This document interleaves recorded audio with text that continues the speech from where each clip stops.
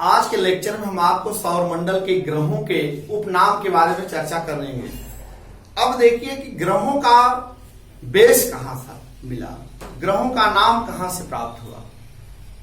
जैसे आप जानते हैं कि विज्ञान की उत्पत्ति जो हुई है वह बेस से हुई है और हमारे यहाँ सबसे प्राचीनतम वेद कौन सा है? ऋग्वेद सबसे प्राचीनतम वेद है। वैसे वेद तो 4 होते हैं, कालक्रमानुसार हम चारों वेदों का नाम यहाँ चर्चा कर दे रहा हूँ। ऋग्वेद, यजुर्वेद, सामवेद, अथर्ववेद। तो ये 4 वेद हैं, ऋग्वेद, यजुर्वेद, सामवेद और अथर्ववेद। हर वेद के अपने अपने ब्राह्मण ग्रंथ होते हैं। तो सबसे प्राचीनतम वेद आपका है ऋग्वेद। कौन सा वेद है? ऋग्वेद। ऋग्वेद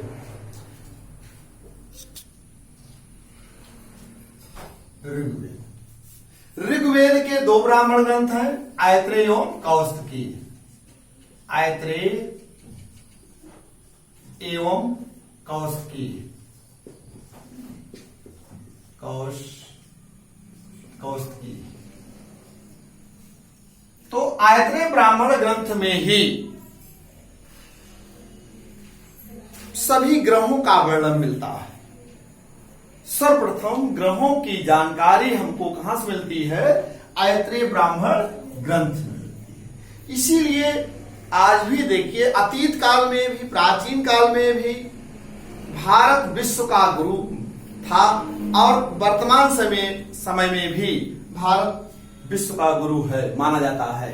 क्योंकि आयत्रेय ब्राह्मण ग्रंथ में ही 9 ग्रहों का वर्णन मिलता है। जैसे बुध नंबर 1 है आपका, बुध ग्रह, बुध, शुक्र,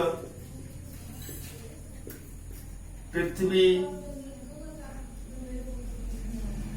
मंगल,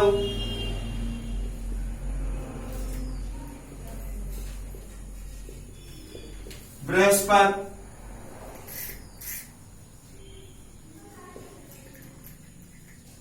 शनि, अरुण,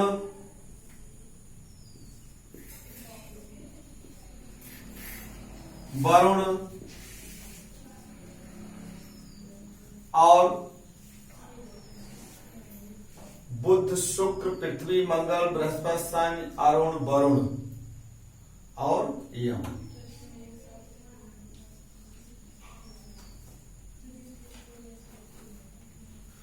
इस तरह से देख लीजिए, बुध, शुक्र, पृथ्वी, मंगल, बृहस्पति, शनि, अरुण, वरुण और यम। तो इस तरह से आपके 9 ग्रह हो गए। 9 ग्रहों की पूजा जो की जाती है वह आप देखते होंगे हमारे यहाँ ऋग्वेद के आते। इस तरह से आप देखेंगे ऋग्वेद में 9 ग्रहों का वर्णन मिलता है।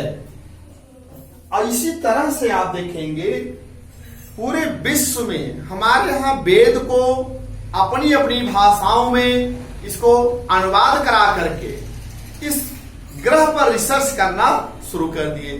जैसा कहा जाता है कि विज्ञान की उत्पत्ति जो हुई है वो वेद से हुई है।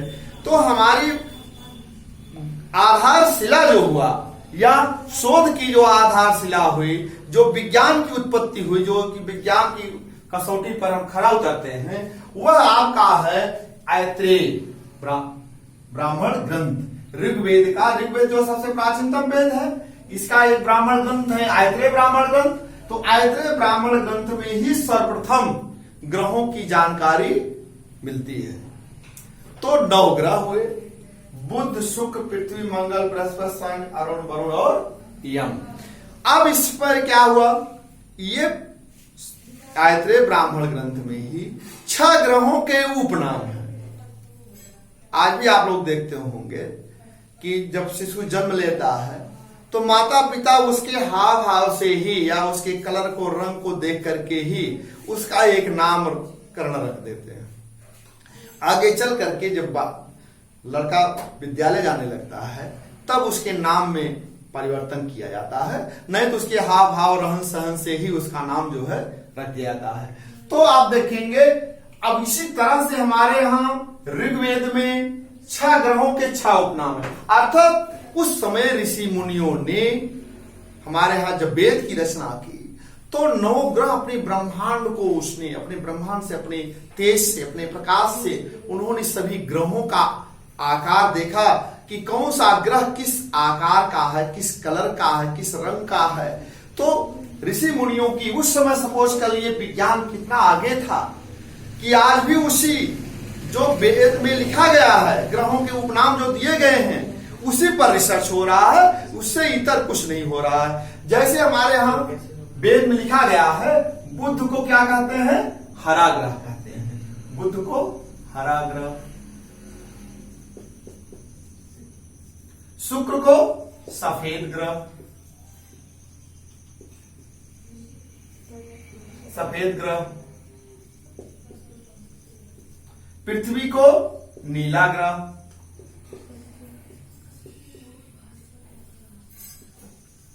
मंगल को लाल ग्रह, बृहस्पति को पीला ग्रह,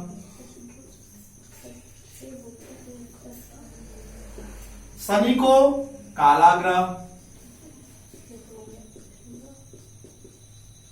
शनि को काला ग्रह। अभी आप देखेंगे 6 ग्रहों के 6 ऊपर नाम है। बुध को हरा ग्रह कहा गया और शुक्र को सफेद ग्रह कहा गया, पृथ्वी को नीला ग्रह कहा गया, मंगल को लाल ग्रह, बृहस्पति को पीला ग्रह और शनि को काला ग्रह कहा गया। तो ऐसा आप देखेंगे आज भी पूरा विज्ञान जो है उसी पर रिसर्च कर रहा है जो हमारे वेद में लिखा हुआ है। आज के वैज्ञानिक, चाहे वो अमेरिका की सबसे बड़ी नासा वैज्ञानिक के लोग हैं, जो इस पर रिसर्च करते हैं, क्या ये जो हमारे यहाँ वेद में लिखा हुआ है उसी वेद पर रिसर्च कर रहे हैं। क्या बुध का हरा ग्रह क्यों कहा जाता है, उस पर रिसर्च कर रहे हैं। तो बुध को हरा ग्रह इसलिए कहा जाता है, जब हम सैटेलाइट या उसके किरणों के माध्यम से जानकारी प्राप्त करते हैं तो उसकी स्थलाकृति जो है ग्रीन कलर की दिखाई देती है, इसीलिए बुध को हरा ग्रह कहा गया। आज भी शुक्र को सफेद ग्रह कहा जाता है।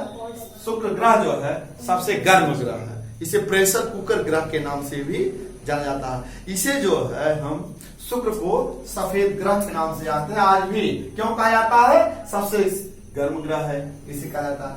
अब आज भी इसकी स्थलाकृति जो है, जब हम सैटेलाइट या मार्स या किसी भी द्वारा अध्ययन करते हैं तो इसकी स्थलाकृति जो है सफेद रंग की दिखाई देती है। अब पृथ्वी को नीला ग्रह कहा जाता है। आज भी हम जब अंतरिक्ष में जाते हैं, जब पृथ्वी के गुरुत्वाकर्षण शक्ति से आगे जाते हैं तो वहां से अंतरिक्ष में से हमको पृथ्वी जो है वो नीले कलर की दिखाई पड़ती है। तो ये हमारे यहाँ बेस कौन सा है? ऋग्वेद के ब्राह्मण ग्रंथ में जो पहले से लिखा है, आज उस जो ऋषि मुनि पहले लिख दिए थे उसी पर आज ये रिसर्च हो रहा है। पृथ्वी को नीला ग्रह कहा जाता है। अब आप देखिए मंगल को लाल ग्रह कहा जाता है। आज भी आप देखेंगे, चाहे अमेरिका का हो, चाहे जापान का रहा हो, चाहे भारत भी अपने यान को मंगलयान पर भेजा, तो इस जो यान भेजे गए इससे पता चलता है कि वहां की स्थलाकृति जो है वह धरातल जो है मंगल का वो किस कलर का है, किस रंग का है? लाल रंग का है। तो यह देख लीजिए, बृहस्पति को हम पीला ग्रह कहते हैं। बृहस्पति को हम पीला ग्रह कहा जाता है। बृहस्पति जो है सौरमंडल का सबसे बड़ा ग्रह है। यह इसको तारा सदृश ग्रह के नाम से भी जाना जाता है। याद रखिएगा, बृहस्पति को पीला ग्रह भी कहा जाता है, इसे तारा सदृश ग्रह के नाम से भी जानते हैं, क्योंकि यहाँ पर तमाम छोटे छोटे लघु सौर तंत्र पाए जाते हैं। और शनि को हम काला ग्रह कहते हैं। शनि में अब आप देखते हो कि शनि को काला ग्रह कहा जाता है। जब शनि ग्रह की स्थलाकृतियां वैज्ञानिकों ने देखा अपने विकिरणों या किरणों के माध्यम से, तो उसकी स्थलाकृति जो है काले रंग की दिखाई देती है। इसे आकाश गंगा सदृश ग्रह के नाम से भी जाना जाता है। शनि को आकाश गंगा सदृश ग्रह के नाम से भी जाना जाता है। परीक्षाओं में पूछा जा सकता है, तारा सदृश ग्रह किसे कहा जाता है? बृहस्पति को, जिसे हम पीला ग्रह कहते हैं। और आकाश गंगा सदृश ग्रह किसे कहा जाता है? किस ग्रह को कहा जाता है? शनि ग्रह को कहा जाता है। तो आज भी आप देख लीजिए कि जो पहले के वेद थे, पहले का विज्ञान जो था, इसका मतलब आज के विज्ञान से बहुत आगे था। जो ग्रहों के उपनाम दिए गए उसी पर रिसर्च वैज्ञानिक लोग कर रहे हैं। आज उससे इतर नहीं जा पाए हैं कि कौन सा ग्रह क्या कैसे है। तो आप सपोज कर लीजिए हमारे यहाँ ऋग्वेद के आयत्रीय ब्राह्मण ग्रंथ में 9 ग्रहों का सर्वप्रथम वर्णन मिलता है और इसी पर रिसर्च चल रहा है। अब वर्तमान वैज्ञानिकों ने जो देख रहे हैं कि 24 अगस्त सन 2006 ईस्वी को अंतरराष्ट्रीय खगोलिक मंच पर से पूरे विश्व के अंतरराष्ट्रीय खगोल शास्त्र के जो वैज्ञानिक थे उन्होंने यम को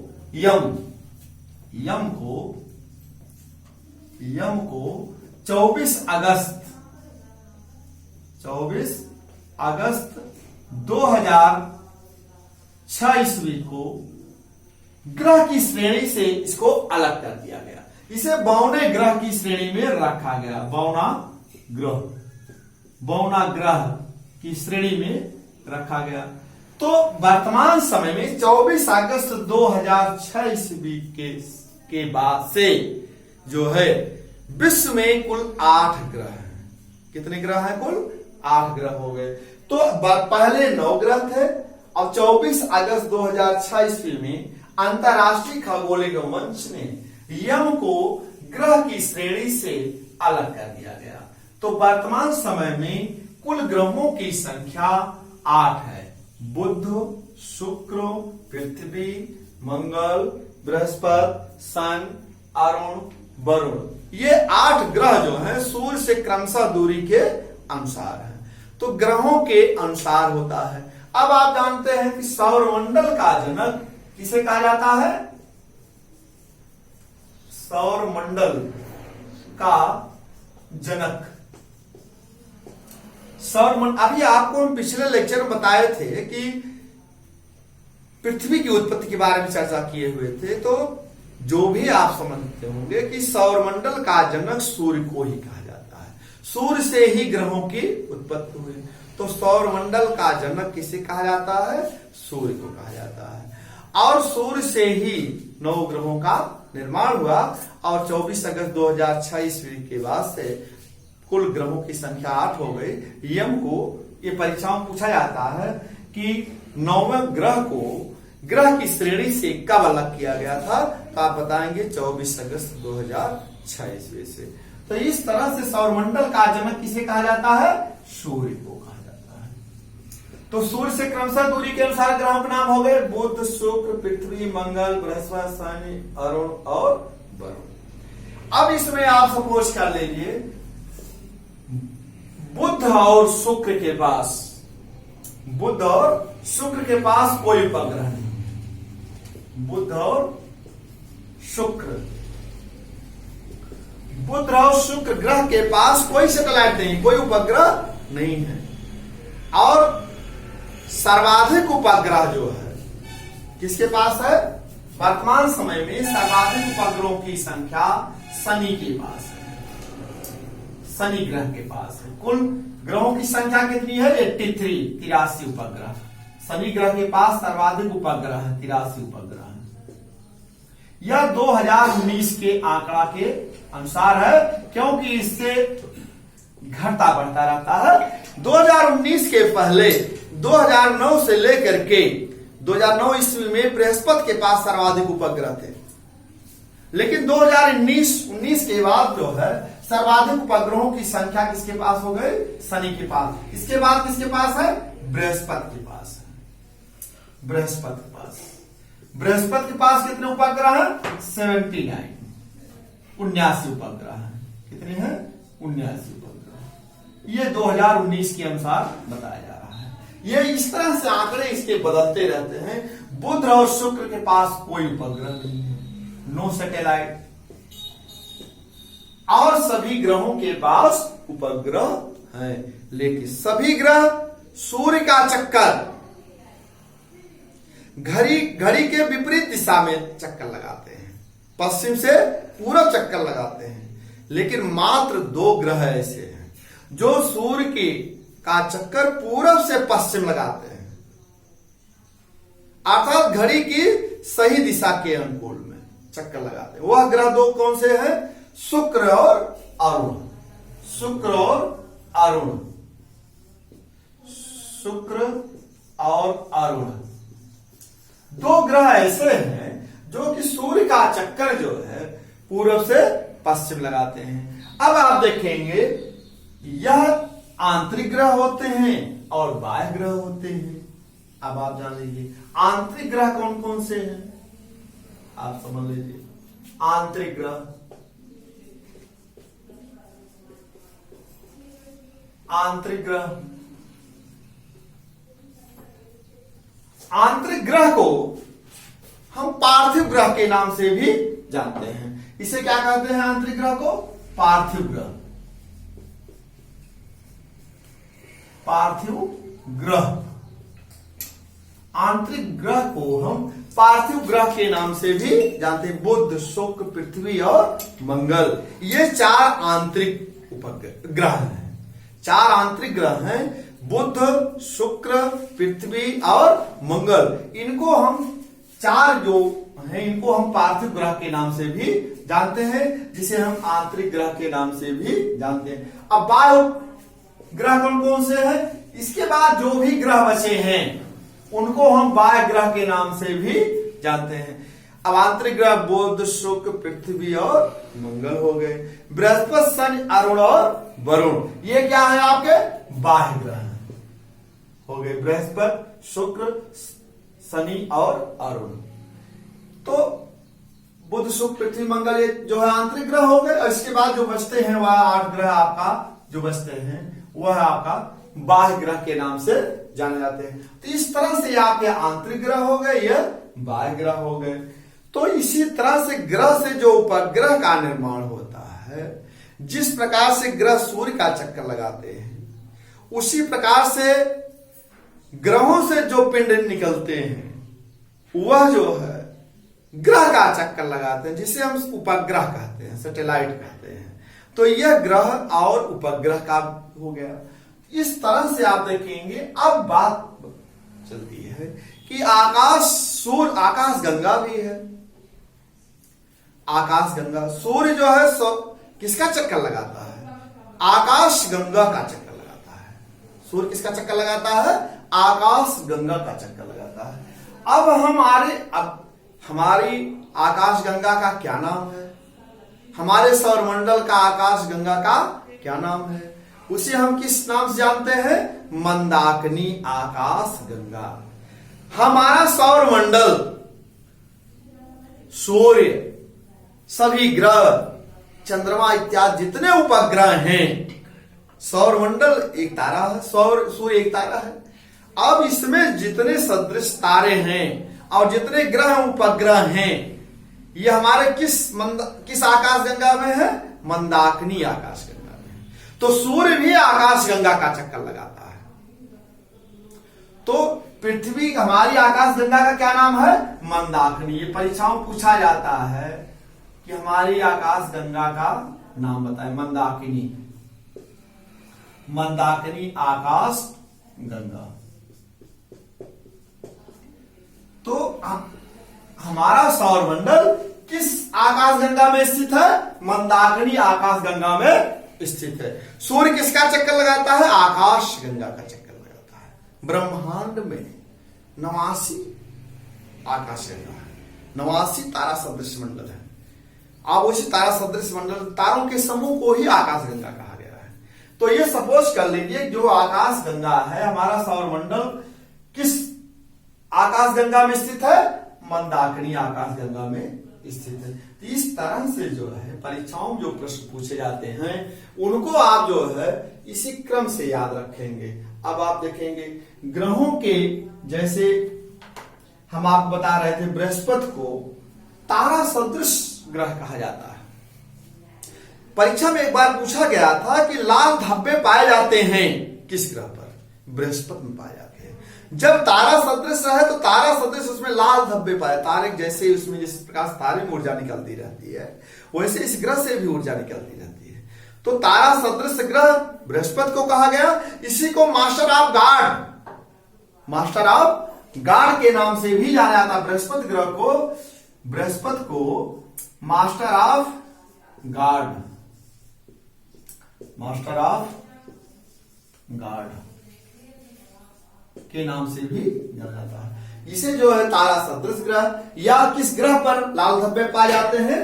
बृहस्पति पर पाए जाते हैं। अब आप देख लीजिए, शनि को आकाश गंगा सदृश ग्रह क्यों कहा जाता है? शनि को आकाश गंगा सदृश ग्रह क्यों कहा जाता है? शनि के वलय पाए जाते हैं। शनि में आप देखेंगे, शनि के ग्रह के, इसे शनि ग्रह है तो इसमें ऐसे वलय पाए जाते हैं। तो ये शनि है आपका, और ये आपका क्या है? वलय। वलय क्या है? छोटे छोटे धूल कणों से ये जुड़ा हुआ है। तमाम धूल कण से यह वलय है। कई वलय पाए जाते हैं। तो इन वलयों को क्या कहा जाता है? बहुत वलय, असंख्य वलय, धूल कण भी मौजूद रहते हैं जो शनि के ग्रह के ऐसे आसपास घूमते रहते हैं। तो इन्हीं वलय को आधार पर शनि को आकाश गंगा सदृश ग्रह के नाम से जाना जाता है। परीक्षाओं में पूछा जाता है आकाश गंगा सदृश ग्रह किसे कहा जाता है, तब आप बताएंगे शनि ग्रह को कहा जाता है। क्यों कहा जाता है? क्योंकि शनि ग्रह के जो वलय हैं वह छोटे छोटे धूल कण से बने असंख्य हैं, और शनि ग्रह में वलय पाए जाते हैं। इस तरह से देखेंगे तो यह छल्ले के रूप में पाए जाते हैं। तो इसलिए शनि को हम जो कहते हैं आकाश गंगा सदृश ग्रह के नाम से जानते हैं। तो आप देखेंगे जो ग्रहों के उपनाम बताए जा रहे हैं, यह तो आपके ऋग्वेद के आयते। अब आपको एक चीज हम यहां बताना चाहते हैं कि वर्तमान अंतरराष्ट्रीय खगोल की संघ के वैज्ञानिकों ने या खगोल शास्त्रों ने वर्तमान में जैसे ग्रहों के जो उपनाम उन्होंने बताया है उसमें कुछ चेंजिंग हुआ है उनके अनुसार। वेद के अनुसार तो मैंने बता दिया 6 ग्रहों के उपनाम। आज भी हमारे यहाँ हिंदू रीति रिवाज के अनुसार, दिन के अनुसार, ग्रहों के नाम के अनुसार हम वस्त्र और भोजन ग्रहण करते हैं इत्यादि। लेकिन वर्तमान समय में वैज्ञानिकों ने ग्रहों के जो उपनाम निकाले हैं वह हम बता दे रहा हूं। अंतरराष्ट्रीय खगोल शास्त्रियों ने, वैज्ञानिकों ने जो बताया है, अरुण और वरुण को, अरुण ग्रह और वरुण ग्रह को अरुण वरुण ग्रह को हरा रंग के कहा है। हरा ग्रह के नाम से पुकारा है। जैसे वर्तमान अंतरराष्ट्रीय खगोल की संघ के वैज्ञानिकों ने अरुण और वरुण ग्रह को हरे रंग की श्रेणी में रखा है, और जो भी हैं वह चाहे मंगल को लाल और शुक्र को सफेद, शनि को काला, पृथ्वी को नीला ग्रह कहा गया, बृहस्पति को पीला ग्रह कहा गया। लेकिन ये जो चीजें हैं ये अंतरराष्ट्रीय खगोल की संघ के वैज्ञानिकों के अनुसार है। और जब हमारे यहाँ वेद के अनुसार तो वही जो शुरू हम आपको बता दिए वह है। अब वर्तमान समय में वैज्ञानिकों ने अरुण और वरुण ग्रह को हरे रंग की श्रेणी में रखा है। इस तरह से ग्रहों का घनत्व जो भी भिन्न भिन्न है, लेकिन अपवाद में सर्वाधिक घनत्व किसका है? पृथ्वी का है। इसके बाद आप देखेंगे एक ग्रह का है जो कि उसका घनत्व जल के घनत्व से भी कम है। उस ग्रह का नाम बताइए भाई। वो जल का घनत्व कितना होता है? 1 होता है। तो शनि ग्रह का घनत्व जो है 0.67 है। तो परीक्षाओं में पूछा जाता है कि सर्वाधिक घनत्व किसका है? पृथ्वी का है, 5.52 है। और सर्वाधिक कम घनत्व किसका है? शनि का है। शनि का घनत्व जल के घनत्व से भी कम है। परीक्षाओं में पूछा जाता है कि किस ग्रह का घनत्व जल के घनत्व से भी कम है? तो शनि है। या सर्वाधिक कम घनत्व वाला ग्रह कौन सा है? शनि है। इसीलिए और एक बता दें, प्लूटो जो है आपका एक ऐसा ग्रह है जिसे हम लेटा हुआ ग्रह के नाम से जानते हैं। उसे 82.5 अंश वह अपनी धुरी पर झुका हुआ है। अक्ष और कक्षातल पर दोनों पर धुरी पर वह 82.5 अंश झुकने के कारण उसे जो है हम लेटा हुआ ग्रह के नाम से जानते हैं। 9 प्लेटो नहीं है, आरूढ़ है। आरूढ़ ग्रह को हम लेटा हुआ ग्रह के नाम से जानते हैं, उसको सुधार कर लीजिएगा। प्लेटो नहीं है, आरूढ़ ग्रह को हम लेटा हुआ ग्रह के नाम से जानते हैं, क्योंकि वह अपने अक्ष और कक्षा धुरी पर और कक्षा तल पर जो है दोनों एक समान है, 82.5 अंश, 82.5 के कोण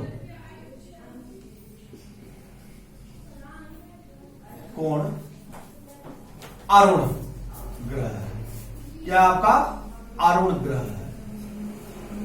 आरूढ़ ग्रह को लेटा हुआ ग्रह कहा जाता है। ये अपनी धुरी पर और कक्षा तल पर दोनों एक समान है, 82.5 अंश, इसीलिए आरूढ़ ग्रह को लेटा हुआ ग्रह के नाम से जाना जाता है। अब आप देखेंगे, अब हम आपको अगले वीडियो में जो है बताएंगे कि ग्रहों के जो हम बता दिए हैं कि ग्रह के जो उपनाम है, जो परीक्षाओं में पूछे जाते हैं, इनके बारे में बता दिए हैं। अब आपको हम अगले लेक्चर में भौतिक भूगोल से संबंधित बताएंगे, पृथ्वी की आंतरिक संरचना के बारे में चर्चा करेंगे। ठीक है, धन्यवाद।